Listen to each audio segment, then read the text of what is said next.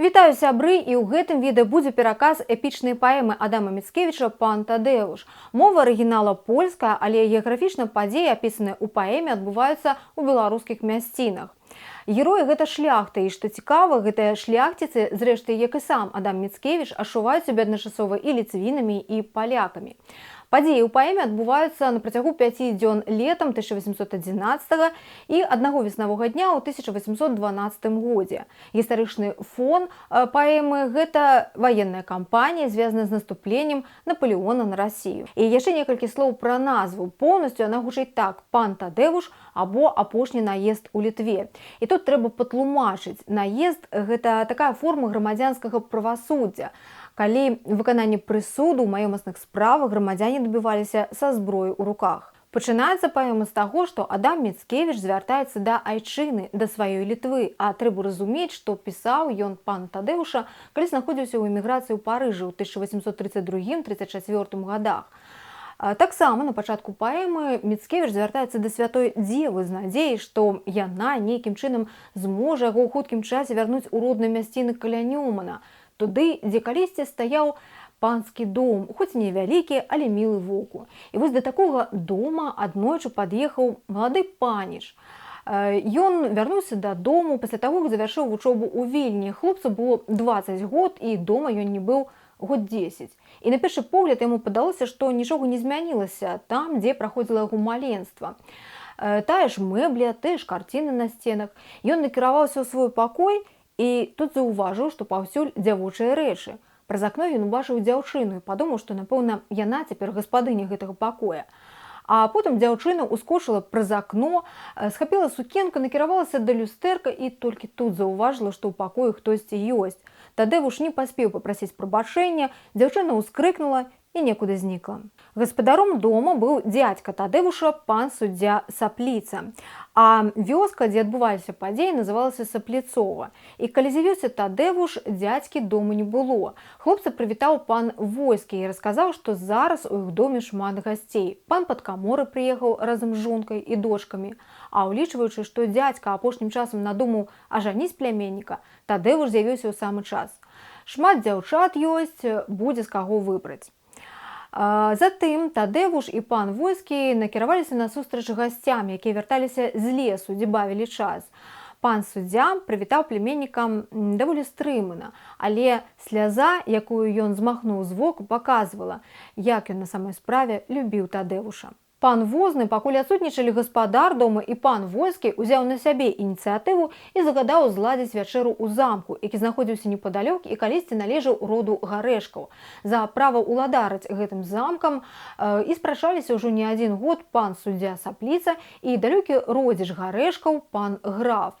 І гэтымі днямі ўжо павінны былі нарэшце зацвердзіць умовы згоды, прапанаваныя судом. Падобна было на тое, што пан Граф ўсё ж такі уступіць свае правы Сапліцам. І ў першы дзень, калі Тадэуш вярнуўся дадому, у гэтым замку зладзілі вялікую вячэру.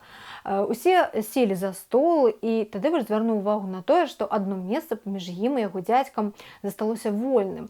Хлопец гадаў, для каго яно, і чамусьці ўспомніў пра дзяўчыну, якую убачыў сёння ў сваім пакоі. Магчыма, гэта для яе пакінута месца.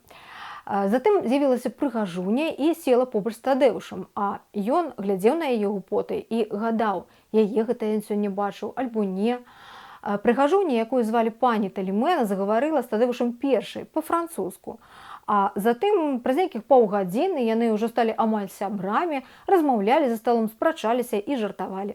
Сярод гасцей пана суддзі былі два заўважныя персанажы – стралкі і гулякі, асэсар і рэент. І калі за сталом пачалі абмяркоўваць паляванне, асэсар з рэентам сталі спрачацца, чый сабака першым зайца ўхапіў на нейкім там паляванні. І праз некаторы час ужо ўсе за сталом абмяркоўвалі ўсё ж такі, чый сабака лепшы – асэсараўскі па мянушцы Сокал альбо сабака рэента, якога звалі Кусы.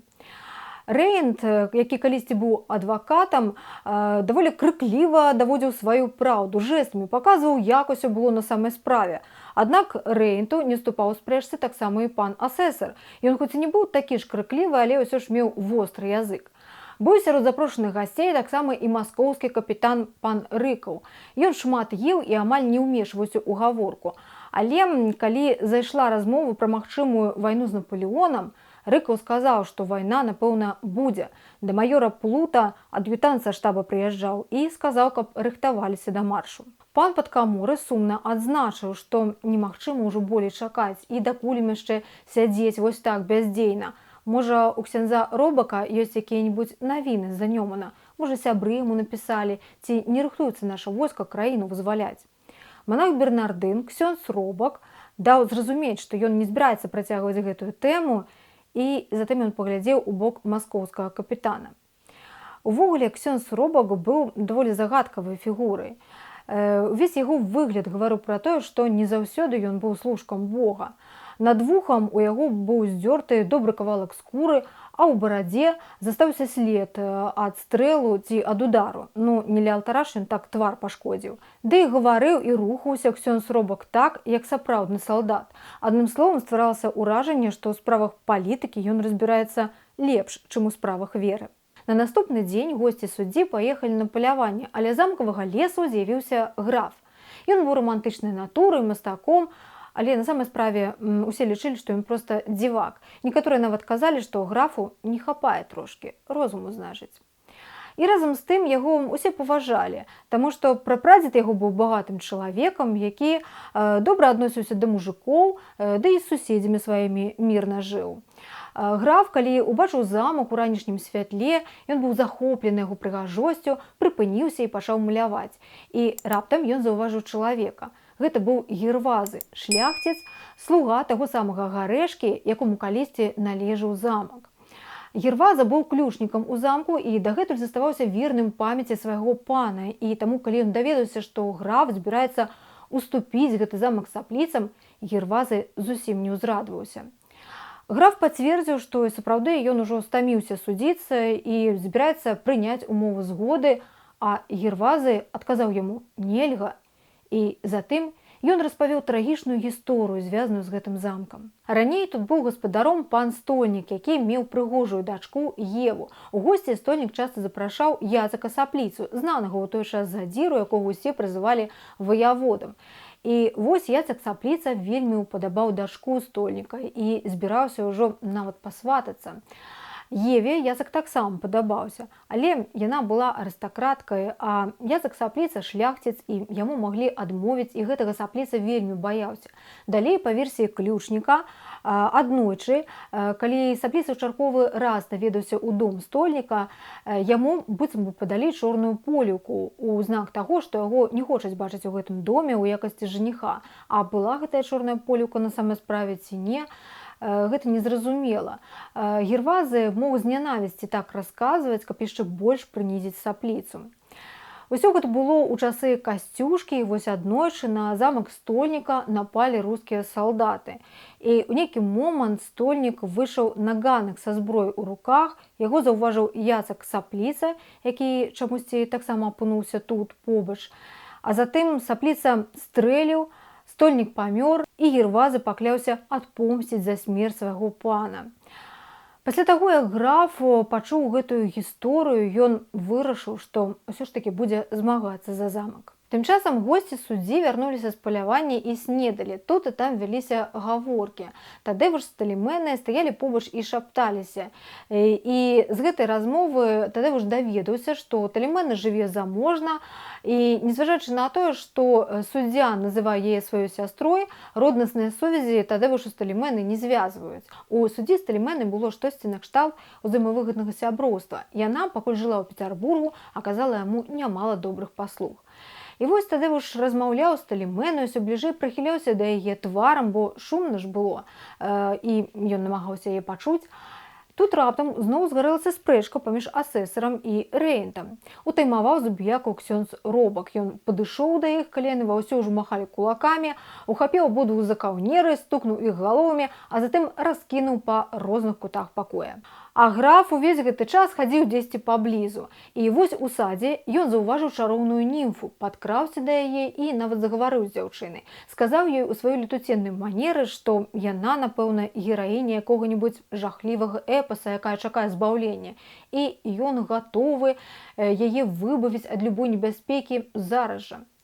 А дзяўчына проста спытала ў яго, адкуль гэта пан тут браўся і чаго ён шукае тут па градах. Граф збянтэжыўся, вярнуўся да рэальнасці і сказаў, што зблудзіў. А затым чароўная німфа знікла, і яе чары зніклі таксама. А госці суддзі, паснедаўшы, накіраваліся ў лес збіраць грыбы. І Талімэна, шукаючы адзіноты, пайшла на лясны ўзгорак. Тадзеўш заўважыў гэта і пачаў набліжацца да яе. Але яго аперадзіў пан суддзя, які збіраўся абмеркаваць з Талімэнай адно пытанне. З гэтай размовы мы даведваемся, што ў суддзі дзяцей не было, і Тадзеўш быў яго адзіным нашчадкам. Бацька Тадзеўша, Яцек Сапліца, быў братам суддзі. І Тадзеўш не ведаў, што яго бацька жывы. І спачатку Яцек Сапліца думаў адправіць сына ў легіён, у войска. Але пан суддзя угаварыў брата лепш ажаніць Тадзеўша і пакінуць яго тут, дома. І выбіраючы жонку для Тадзеўша, суддзя думаў пра старэйшую дачку падкаморага. Аднак у Яцека Сапліцы былі іншыя планы наконт сына. Ён збіраўся ажаніць Тадзеўша з Зосей, выхаванкай Талімены. Калі Талімэна пра гэта даведалася, яна, вядома ж, не ўзрадавалася, бо ёй і самой падабаўся Тадзеўш. Яна сказала, што рана яшчэ Зосі замуж ісці, але ў рэшце рэшт Талімэна пагадзілася пазнаёміць Зосю і Тадзеўша. Пакуль суддзя размаўляў з Талімэнай, граф, які стаяў за дрэвам непадалёк, пісаў яе партрэт на фоне прыроды. І потым ён падышоў да Талімены і паказаў свой малюнак. Тая сказала, што ў графа, канешне, ёсць талент, але яна параіла яму пісаць лепш пейзажы Італіі, бо ў нас такой прыгажосці няма. Тадзеўш падышоў да іх якраз у той момант, калі яны ўдваіх спявалі гімн чужой прыродзе. І Тадзеўшу гэта не спадабалася. Ён сказаў: «Вы што, сур'ёзна? Бачыў я гэтыя чужаземныя дрэвы ў батанічным садзе ў Вільні, ды нашы ў 100 разоў лепшыя». А потым усе накіраваліся на абед, граф таксама, і цяпер ужо два кавалеры сядзелі ля Талімены, глядзелі на яе і захапляліся ёй. А затым да пана падышоў ляснік і расказаў пра тое, што мядзведзь з'явіўся з-за Нямонскай пушчы. Усе вырашылі, што заўтра чуць свет накіруецца на аблаву. Астатак дня прайшоў у клопатах, падчас вячэры было ціха, нават Рэйн з асэсарам не спрачаліся, і усе пашлі спаць рана, каб устаць на досведку. Але Тадзеўш праспаў, і спаў ён моцна, пакуль да яго ў акно не пастукалася Зося, тая самая прыгажоня з залацістымі косамі. І Тадзеўш зразумеў, што ўжо бачыў гэты тварык. Зося будзіла яго, каб ён не спазніўся на паляванне. Тадзеўш падхапіўся з ложка, але дзяўчыны і след прапаў. Тадзеўш нагнаў астатніх, і яму расказалі, што звер высочваюць ужо з паўгадзіны, а потым забрахалі сабакі, відаць, напалі на след. Пачуліся стрэлы, заравеў мядзведзь, і пан войска, які кіраваў паляваннем, зразумеў, што паспяшаліся, усё пайшло не зусім па плане, а мядзведзь, напалоханы людзьмі і сабакамі, раптам кінуўся назад, а там ужо не было каму пільнаваць. Мядзведзь быў у роспачы, ён кідаўся людзей каменнямі, вырваў дрэва і накіраваўся з гэтым дрэвам у бок графа і Тадзеўша. Тыя пачалі страляць, але міма. Потым яны ухапіліся за адну піку, і пакуль кожны з іх цягнуў гэтую піку да сябе, мядзведзь апынуўся так блізка ля іх, што Тадзеўш і граф, напужаныя, падхапіліся і пачалі ўцякаць. Мядзведзь пабег за імі. І тут раптам збоку выскачылі Рэйн і асэсар, перад ім Гервазы, за ім ксёндз Робак. Стрэлілі усе адначасова. Калі мядзведзь ляжаў скрываўлены на зямлі, асэсар першы пачаў хваліцца, што гэта яго стрэльба звера палажыла. Рэйн не пагадзіўся, сказаў, што гэта ён мядзведзя забіў. А пан войскі успомніў гісторыю пра шляхціцаў Дамейку і Давейку. Яны таксама аднойчы на паляванні стралялі ў адну мядзведзіцу, а потым не маглі дайсці да згоды, хто ж усё ж такі звера забіў. І вырашылі яны страляцца на паядынку. Войска папрасілі быць секундантам, і тут гісторыю перапыніў Гервазы. Ён дастаў з мядзведзя кулю і сказаў, што выпусціў гэтую кулю ксёндз Робак. Затым гісторыю пра шляхціцаў Дамейку і Давейку пан войскі расказаў, пакуль вярталіся з палявання дадому. Тады войскі сказаў: «Ну, добра, дуэль дык дуэль», і прапанаваў шляхціцам страляцца, стоячы на розных канцах скуры забітага мядзведзя. І тады ўсе здзівіліся такой прапанове, ды гэта ж верная смерць. Аднак войскі не жадаў дуэлянтам смерці, наадварот, ён прыдумаў вось што. парэзаць скуру мядзведзя на дробныя кавалкі і выслаць гэтымі кавалкамі мост. У выніку Дамейка і Давейка стаялі так далёка адзін да аднаго, што ўся гэта задумка з паядынкам выглядала абсалютна бессэнсоўна. Канфлікт быў вырашаны, а потым Дамейка і Давейка нават пасябравалі. Тым часам Талімена, якая, як той няўдалы паляўнічы, пагналася за 2 зайцамі, цяпер апынулася перад перспектывай не злавіць ніводнага. Тадэвуш альбо граф. Яна ніяк не магла вырашыць, каму аддаць перавагу. Нарэшце прыйшла да высновы, што яна выбірае Тадэвуша. А што тады рабіць з графам? І Талімена вырашыла, што трэба падсунуць яму Зосю. Яна паклікала Зосю і сказала ёй, што сёння ж яна будзе выведзена ў свет. Усё-такі дзяўчыне ўжо 14, пара. І калі Тадэвуш убачыў выхаванку Талімены, ён пазнаў яе і адразу ж адчуў сябе няшчасным. Трэба ж было так памыліцца. Канешне ж, тады ў сваім былым пакоі ён убачыў Зосю, а не Талімену. Тое, што ў Тадэвуша неяк раптам настрой змяніўся, канешне ж, заўважыла Талімена. І некаторы час яна занепакоена назірала за хлопцам, а потым выбрала момант і падышла да яго, запыталася, што гэта з ім такое зрабілася. Тадэвуш нічога не адказваў, толькі маўчаў і моршчыў бровы. Тады Талімена штосьці злобна сказала яму, а хлопец коса глянуў на яе і выбег з пакоя. І спачатку ён блукаў без асаблівай мэты, а потым выйшаў да ляснога ўзгорка, таго самага, дзе, калі ўсе збіралі грыбы, сядзела Талімена. І цяпер яна была там. І Тадэвуш глядзеў на яе, яна сидзела ў роспачы, уся скамянелая ад гора, яму стала шкада яе. Ён збіраўся ўжо падысці да Талімены, але тут убачыў, што яна стала паводзіць сябе неяк неадэкватна. Ускочыла, кінулася ў адзін бок, у другі, упала на зямлю, пачала качацца па траве. Што гэта з ёй? Хіба звар'яцела ад гора, падумаў Тадэвуш. Але аказалася, што Талімена проста няўдала выбрала месца і села на мурашнік. І цяпер яна атрасалася ад гэтых мурашак. Тадэвуш падышоў і пачаў ёй дапамагаць. Яны стаялі побач, разам чысцілі сукенку і памірыліся. У замак на вячэру пайшлі рознымі дарогамі. Тадэвушу падалося, што ў гушчары ён заўважыў цень графа, а Талімена ў нейкі момант падумала, што за ёй з-за кустоў сочыць ксёндз Робак. Гэтым разам за сталом было нявесела. Госці, вярнуўшыся з палявання дадому, падумалі, што ўсё ж такі бясслаўна для іх завяршылася гэтая аблава. І гэта ж трэба было, каб менавіта ксёндз Робак, а ніхто іншы мядзведзя заваліў. За сталом Талімена паспрабавала развесяліць графа размовай, бо нейкі ён сумны вярнуўся пасля прагулкі. Відавочна, ўсё ж такі заўважыў яе з Тадэўшам. Але граф дэманстратыўна адвярнуўся да Зосі, пачаў гаварыць ёй кампліменты. Думаў такім чынам адпомсціць Талімене. Тадэвуш сядзеў хмурны, бо яму не падабаліся залясанні графа да Зосі.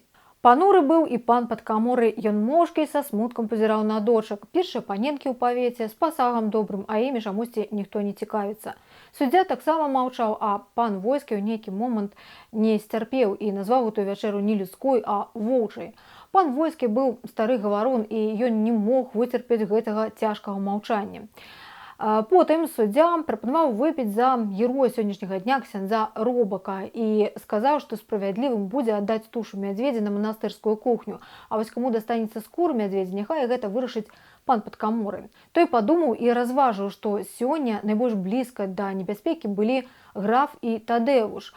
Напэўна, яны абодва могуць прэтэндаваць на трафей. Тадэвуш, як маладзейшы, напэўна, саступіць графу. Але граф адказаў на гэта: няхай мядзведзь застанецца тут, пакуль суддзя не аддасць мне яго разам з замкам. У гэты момант у замку з'явіўся Герваза, і ён прыходзіў сюды штовечар і падкручваў старыя гадзіннікі. Ён спрымаў гэта як свой штодзённы абавязак, і не мела для яго значэння, што тут госці сабраліся. І цяпер Герваза пачаў рабіць сваю справу і заскрыгатаў стары іржавы механізм. Гэты непрыемны гук перашкаджаў гаварыць падкамораму. Распачалася звада. Герваза звярнуўся да графа, сказаў, што той і так свой гонар запляміў, сеўшы за адзін стол з сапліцамі. А затым усе абурыліся супраць графа і Гервазага, і паляцелі ў іх бок табурэткі, талеркі. Затым Тадэвуш выклікаў графа на дуэль, Талімена, страціўшы прытомнасць, упала на рукі графа, а Зося падбегла да ключніка, намагаючыся яго абараніць, і гэта дапамагло Гервазаму змяніць пазіцыю на больш выгадную. Потым Гервазы з графам пачалі адступаць да дзвярэй, прыкрываючыся лавай. Пасля таго, як ім удалося выбрацца, яны абмяркоўвалі, што ім далей рабіць, як ім замак адваяваць. І Герваза сказаў, што цяпер ім застаецца толькі адно – дабівацца сваіх правоў наездам, хопіць ужо судзіцца, а разабрацца з сапліцамі ім дапаможа сцізурак. Так Гервазы называў свой меч. Урэшце рэшт вырашылі, што як толькі развіднее, ключнік накіруецца ў Добрынь, каб заручыцца падтрымкай мясцовай рыцарскай шляхты. На наступны дзень у Сапліцове ўсе ўсталі ў дрэнным настроі. Пан суддзя і слухаць не хацеў пра згоду з графам. Ксёндз Робак нагадаў яму, што Яцак перад Богом пакляўся замаліць свае грахі перад гарэшкамі. Нездарма ж ён і Зосю, дачку Евы, узяў пад сваю апеку, за выхаванне яе плаціў. Хацеў ажаніць з Тадэвушам, каб прымірыць сем'і. І не час цяпер для сварак, працягваў пераконваць суддзю ксёндз Робак. Тут справа больш важная хутка распачнуцца. З напалеонаўскім войскам ідзе і польскі корпус, Дамброўскі, Панятоўскі ўжо блізка. І трэба рыхтавацца да паўстання, а тут у Літве першымі распачаць паўстанне маглі б сапліцы. Граф, хоць і дзівак, канешне, але ён усё ж такі патрыёт, і ён мог бы дапамагчы іх агульнай справе. Пан суддзя адказаў, што ў такім разе няхай граф першым яго перапросіць. А пан граф узброены падаўся ў Добрынь. Гэты застенак у Літве славіўся адважнымі шляхціцамі. Тут ужо гадоў 400 жыў род Дабрынскіх. І так павялося, што ўсіх мужчын і жанчын з гэтага роду называлі аднолькавымі імёнамі. Сыны былі Барталамеямі альбо Мацеямі, а дочкі Кахны ці Марыны. Паміж касцёлам і карчмой стаяў дом старога Мацея Дабрынскага, якому было ўжо 72 гады. Быў ён дужы і шыракаплечы і цярпець не мог царскай няволі. Усе паважалі яго як чалавека мудрага. Вось і зараз у яго доме сабралася шмат людзей, прыйшлі прасіць Мацеевы парады. Пачалі з абмеркавання таго, ці не надышоў ужо час рыхтавацца да паўстання. Усё часцей гавораць пра тое, што Бонапарт збіраецца ісці на Маскву. Адкуль такія навіны, запытаўся Мацей. І яму сказалі, што быццам бы ксёндз Робак прынёс. Але канкрэтных звестак не было, і выглядала на тое, што уздымаць паўстанне пакуль яшчэ рана. Потым з'явіўся Гервазы, гэта ён і сабраў усіх на нараду. І Гервазы прывёў словы ксяндза Робака пра тое, што пакуль спакойна, ёсць час навесці парадак у сваім доме, выкінуць смецце. А ў нашым павеце смецце гэта сапліца. Ён рабаўнік, трэба ўжо з ім нарэшце разабрацца. Гервазага падтрымалі не ўсе. Некаторыя лічылі, што сапліца нядрэнны шляхціц, радзіму любіць, старыя звычаі захоўвае, з мужыкамі за адзін стол сядае. Але ўсё ж такі Гервазы змог пераканаць большасць шляхціцаў. У некаторых былі непаладкі з суддзёй, а іншыя дык проста яму зайздросцілі. Стары Мацей Дабрынскі толькі сказаў на гэта: «Дурні вы, тут вялася гаворка аб агульных справах, аб радзіме, а вам звада». І ён выгнаў усіх са свайго дому.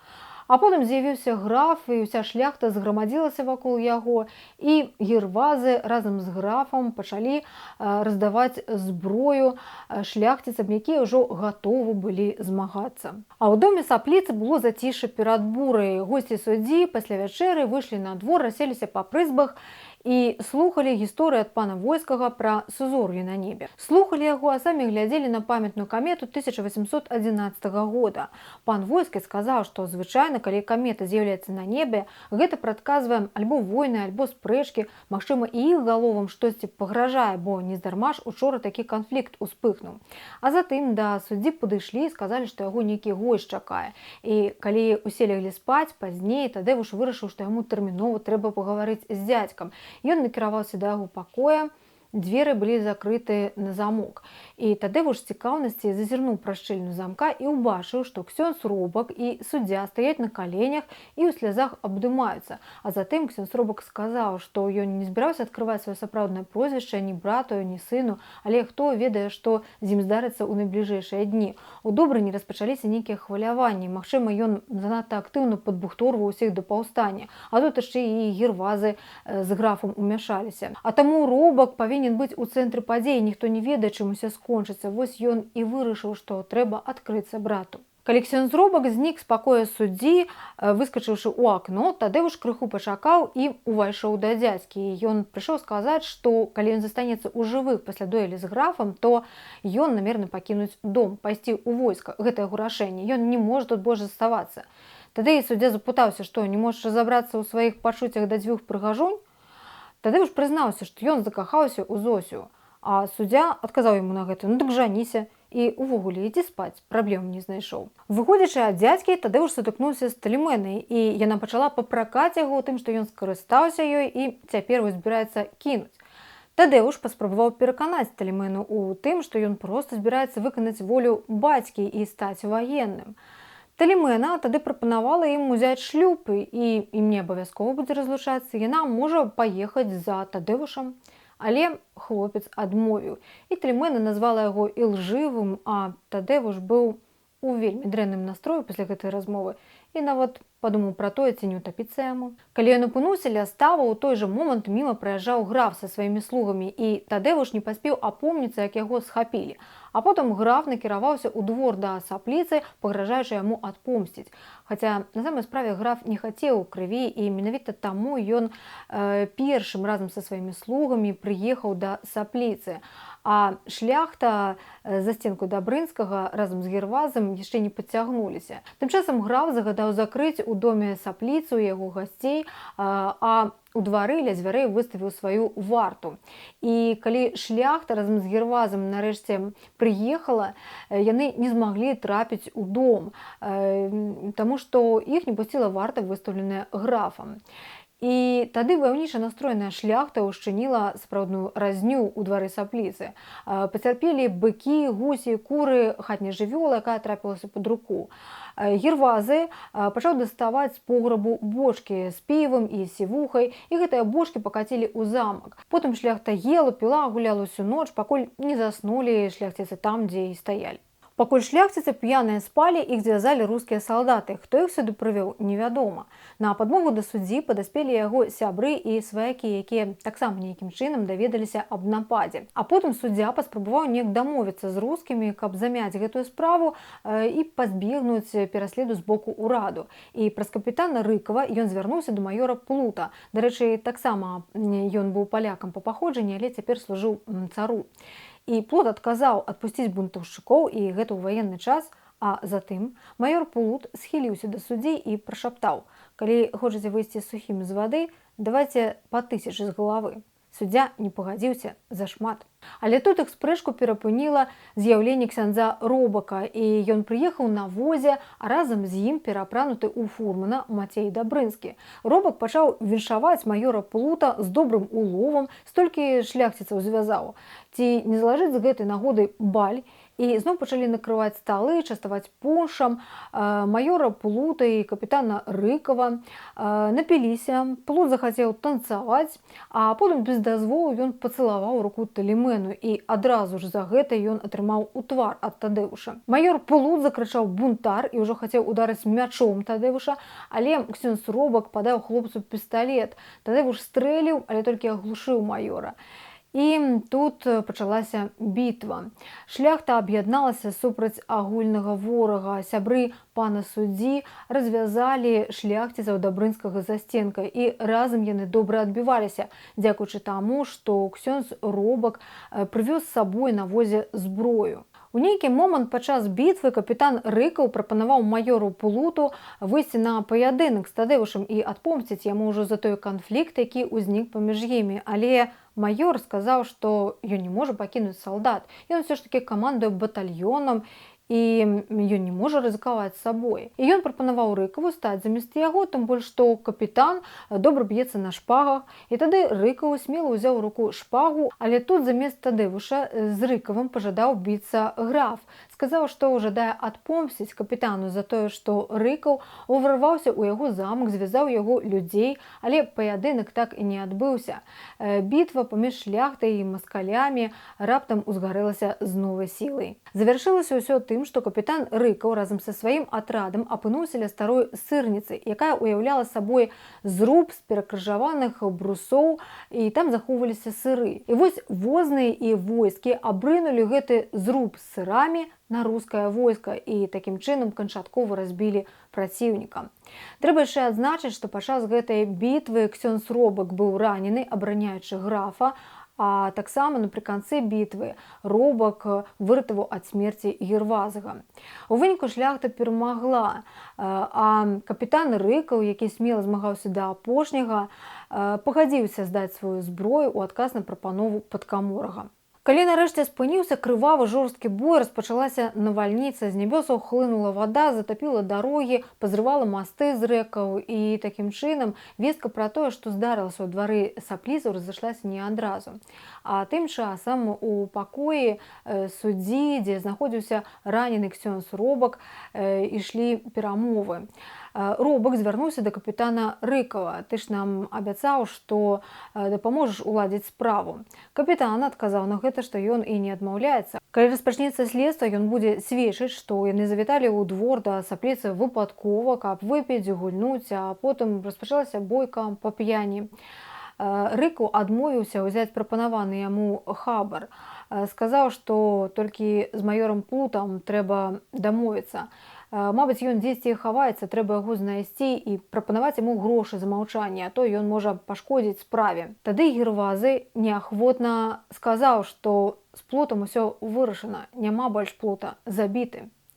І пасля, калі паспрабавалі знайсці цела маёра, усе пошукі аказаліся безвыніковымі. Што здарылася з маёрам Плутам, так і засталося да канца незразумелым. Пасля таго, як капітан Рыкаў выйшаў з пакоя суддзі, пан падкаморы параіў, што некаторым трэба задумацца пра эміграцыю. Тадзеўшу таксама лепш на некаторы час пакінуць родную зямлю. Пан суддзя сказаў ксяндзу Робаку, што Тадзеўш закаханы ў Зосю, і ён пытаўся ў Талімены, яна згодная, каб Тадзеўш прасіў рукі яе выхаванкі. Можа, зладзім заручыны перад ад'ездам? Але Тадзеўш адмовіўся. Ён сказаў, што пакуль не варты рукі гэтай дзяўчыны, і ён пастараецца вярнуцца са сваёй вандроўкі зусім іншым, значна лепшым чалавекам, і тады ён будзе прасіць Зосінай рукі.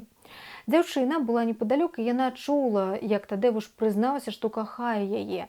І тады Зося на развітанне падарыла Тадзеўшу абразік і рэліквію святога, апекуна тых, хто хоча заручыцца. Гэтую сцэну убачылі граф і Талімена, і тады граф прызнаўся, што ён таксама закаханы ў Талімену, і ён таксама паедзе, яны будуць выпрабоўваць свае пачуцці на адлегласці. Тады Талімена зняла са сваёй сукні стужку, зрабіла з яе какарду і прышпіліла на грудзі графу на памяць. Калі закаханыя пакінулі пакой, пан суддзя запытаўся ў Робака, няўжо ён і цяпер не прызнаецца сыну, хто ён на самай справе. Ксёндз адказаў: «А што я яму скажу? Што бацька вымушаны быў увесь час хавацца ад людзей як бандыт, няхай гэта будзе мая расплата за грэх».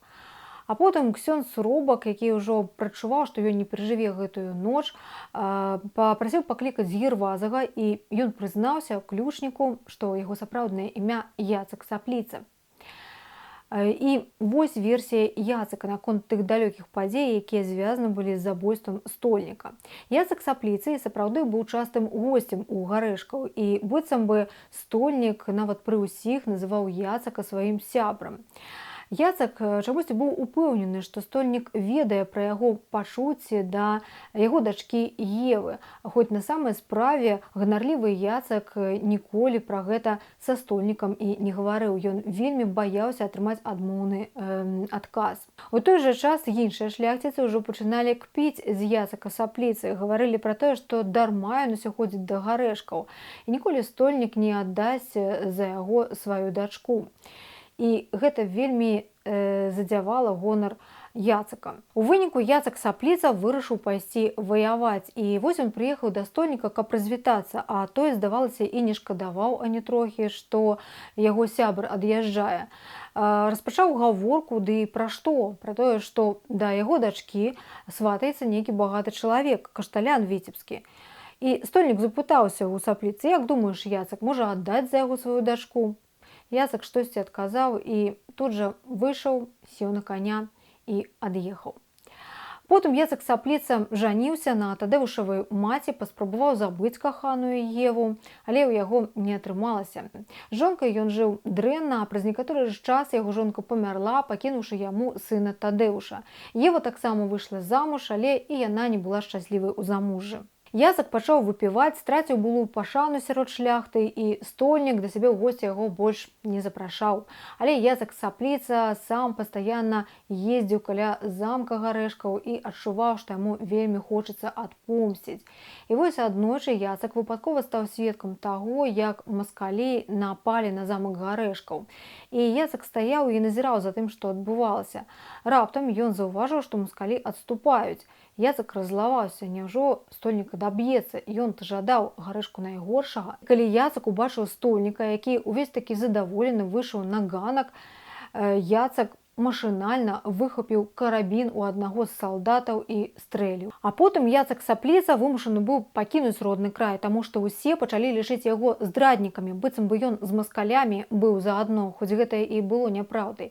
І пазней, праз некаторы час, Сапліца вырашыў, што яму трэба неяк адкупіць сваю віну перад Гарэшкамі.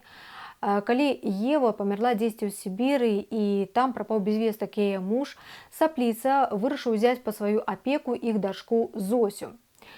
Пасля гэтай споведзі Гервазы сказаў Яцаку: «Ты сёння выратаваў графа ад смерці, апошняга з Гарэшкаў, і мяне выратаваў таксама, то можам лічыць, што мы з табой квіты». І яшчэ ключнік прызнаўся, што на самай справе яго пан перад смерцю даў знак, ён прабачыў Сапліцу. Але Гервазы настолькі прагнуў помсты, што ён нікому ніколі пра гэта не расказваў. І тут у пакой да суддзі ўвайшоў пасланнік з лістом, у якім паведамлялася, што Напалеон ідзе на Расію. І праз нейкі момант Яцак Сапліца памёр ад раны, атрыманай у бітве. Далей падзеі ў паэме адбываюцца вясной 1812 года. У доме пана суддзі рыхтуецца да ўрачыстасці. Павінны адбыцца заручыны адразу 3 пар. Таксама гэтая ўрачыстасць прысвечана ушанаванню польскага войска, якое зараз стаіць у Сапліцове. Пан Падкамура аб'явіў, што Яцаку Сапліцу прысуджана ўзнагарода. Ён адкупіў свае старыя правіны шчырай працай на карысць айчыны. Ён ваяваў, уздымаў паўстанні, перадаваў тайныя наказы ў розныя краіны. Перад урачыстасцю была вырашана таксама даўняя спрэчка паміж рэйнтам і асэсарам. І адбылося гэта так. Пан войскі запрасіў асэсара і рэйнта з іх сабакамі ў сад, сказаў, што дзесьці там у кустах заяц прытаіўся. А затым войскі спудзіў зайца і натравіў на яго сабак. І атрымалася так, што сокал і кусы разам у адзін момант ухапілі гэтага зайца. «Вось бачыце, вашыя сабакі вартыя адзін аднаго», сказаў пан войскі, звяртаючыся да асэсара і рэйнта. Калі ў замку сабраліся госці, у залу ўвайшлі пары, у якіх у гэты дзень былі зарушаны. Гэта Тадэвуш разам з Зосяй. І Зося выглядала вельмі прыгожа, яна была апранута ў народную вопратку. Талімэна так і не змагла угаварыць дзяўчыну апрануць модную сукенку. Графа вельмі натхніў выгляд Зосі, і ён тут жа дастаў усе неабходныя прылады і пачаў яе маляваць. Другой парай былі асэсар, які цяпер служыў не цару, а Напалеону, і побач крочыла яго каханка Тэкла Грачашанка. А вось трэцяй пары чамусьці доўга не было. Рэйнт згубіў дзесьці пярсцёнак і шукаў яго, а яго дама ўсё яшчэ не магла прыбрацца, ўсё яшчэ наводзіла прыгажосць. У той час, як госці пасілкоўваліся, з'явіўся Мацей Дабрынскі. Ён быў рады таму, што атрымаў такую магчымасць убачыць польскіх генералаў. У хуткім часе прыйшоў і Гервазы са сваім легендарным сцізорыкам. Усе захапляліся зброяй ключніка, а сапраўднае майстэрства валодання гэтай рапіры прадэманстраваў генерал Князевіч. Вось яму Гервазы і вырашыў падарыць свой сцізорык. А затым Дамброўскі звярнуўся да Мацея Дабрынскага і запытаўся, чаго гэта ў яго на твары радасці не відаць. Хутка Польшча будзе вольнай, вялікія гістарычныя падзеі адбываюцца. А Мацей адказаў на гэта: Напалеон, канешне, герой, але нам патрэбны свой герой, паляк, а не француз. Нарэшце ў залу ўвайшла трэцяя пара маладых, і гэта былі Рэйнт і Талімена. Рэйнта ўсе ледзьве пазналі, ён быў апрануты на французскі манер, і гэта вельмі не спадабалася Мацею Дабрынскаму. Ён двойчы прамовіў «дурніца», а затым падняўся з-за стала і, не развітаўшыся, пакінуў урачыстасць. Граф, калі убачыў Рэйнта побач з Таліменай, абурыўся. Талімена ж абяцала быць вернай яму, графу. Тады Талімена адвяла графа ў бок і адзначыла: у чым праблема, яна ж яшчэ не замужам, і калі граф хоча ажаніцца з ёй сёння ж, яна кіне дзеля графа Рэйнта. Як гэта празаічна, адказаў граф і заўважыў, што калі так, то няхай Талімена выходзіць замуж за Рэйнта, а ён нічога не будзе мець супраць. А Тадзеўш тым часам абмяркоўваў з Зосяй планы на іх далейшае жыццё, і ён запытаўся у яе, ці не будзе яна супраць, калі яны дадуць волю сваім прыгонным сялянам, дадуць ім зямлю ва ўладанне. Праўда, і даходаў у іх тады паменшыцца. Зося не была супраць, а Гервазы, які чуў, пра што яны гаварылі, адзначыў, што Зосе беднасць не пагражае, ён паклапаціўся аб захаванні багатага скарбу гарэшкаў. Да таго ж ён і сам тое-сёе сабраў, бо думаў, калі замак вернецца, трэба будзе яго неяк аднаўляць і даглядаць. Гервазы звярнуўся да Тадзеўша з просьбай застацца пры іх і дапамагаць ім выхоўваць іх дзяцей. Тут жа аб'явілі сялянам волю Тадзеўша, і ўсе пачалі ўзнімаць чаркі, прамаўляць тосты за роўнасць у народзе, а затым Зося ўпрасіла карчмара яўрэя Янкеля сыграць на цымбалах, бо ніхто не ўмеў так майстэрскі іграць на гэтым інструменце, як ён. І напрыканцы, канешне ж, усе танцавалі паланэз. На гэтым усё, пакідайце каментарыі, падпісвайцеся на канал, ставце падабайкі. Спадзяюся, відэа было цікавым і карысным.